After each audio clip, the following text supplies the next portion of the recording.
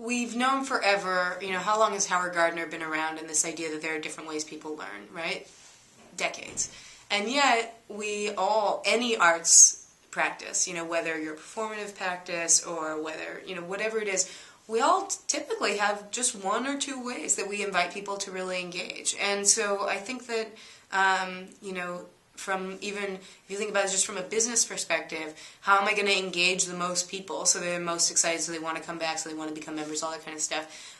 We can't just do it one way. And so I think the idea that a museum is a place where you look at things and you read labels is limiting. It's fine for some people, but not for everybody. And so we don't create interactives as a diversion. We don't create them as a plaything for kids. We create them as another way to learn and get involved with the content. And we wrote an exhibition philosophy that explicitly states we see visitors as partners in the co-creation of content, and that we want to create opportunities for visitors to help us make what we're doing here better. So, for example, right now we have an exhibition up about love, and in the area of art on Love Gone Wrong, there's this broken heart painted on the wall, and there's a sign that says, after the breakup, I... ...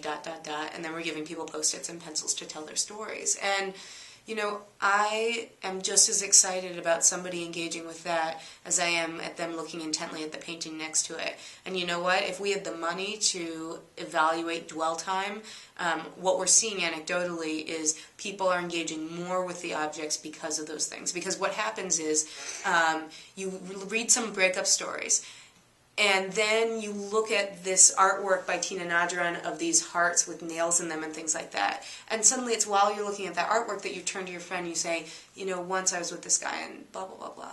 Or we have this great piece in that exhibition called Irreconcilable Differences. And it's a tandem bike, but both of their handlebars facing outwards from each other, And we've seen amazing conversations happening around that and people talking about what they think it means and what it's about.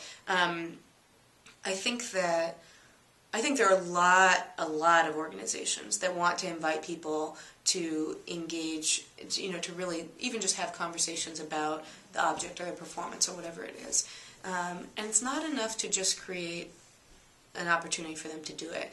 What I see is the more activities we create that invite people to be loud, to be messy in a particular area, the more likely they are to then take what's natural to them into other experiences they're having throughout the space. So, it's no accident that we have a collage-making activity right outside of a very reverent exhibit by Joan Brown, and our goal is really for people to spend time back and forth and to be able to engage in lots of different styles of learning and of connecting with the content so that they can overall have a more meaningful experience.